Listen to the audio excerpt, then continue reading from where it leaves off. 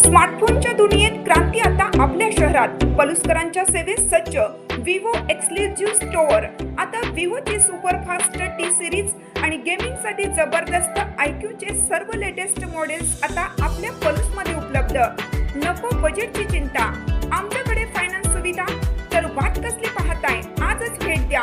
देशभूषण शीतल सावळवाडी यांचे Vivo exclusive store, Meenakshi Chitramandir जवळ, Tasgaon road, Palus. संपर्क 94 21 22 42 54 किंवा 91 72 57 16 27. पाणी द्या अन्यथा टाळे ठोकू. आंधळीसह 5 गावातील शेती व पिण्याचा प्रश्न गंभीर. आरफळचा कॅनॉल कोरडा पडला. पलूस तालुक्यातील अनेक गावात आता पाणी टंचाईच्या झळा बसू लागल्या आहेत. आंधळी येथील दक्षिण आरफळ कॅनॉल गेल्या 1 महिन्यांपासून पाणी नसल्याने कोरडा ठणठणीत पडला आहे. त्यामुळे शेतकरी व ग्रामस्थांमधून आता संताप व्यक्त होऊ लागलाय.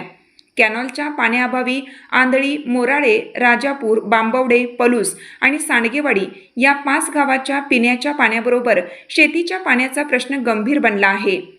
पाण्याअभावी पिके वाळू लागली आहेत, तर पिण्याच्या पाण्यासाठी देखील ग्रामस्थांना वणवण करण्याची वेळ आली असून तातडीने दक्षिण आरफळ कॅनॉलमध्ये पाणी सोडावे, अन्यथा रास्ता रोको, प्रसंगी तहसील कार्यालयाला कुलूप ठोकू असा इशारा आंधळी ग्रामस्थांच्या वतीनं देण्यात आला आहे. आज आपण बघतोय या कॅनॉलमध्ये पाण्यानं तळ गाठलाय.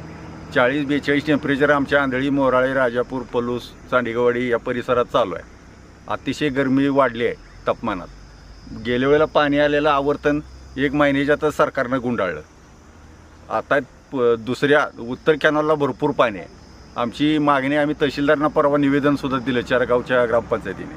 आम्हाला तात्काळ अतिउष्णता वाढीसाठी पिकं आणि जनावरं हे आत्ता सगळं धोक्यात आहे. शासनानं तात्काळ गांभीर्याने दखल घेऊन पाणी सोडावं. नसेल तर जे काय परिणाम होतील त्याला सरकार जबाबदार राहील.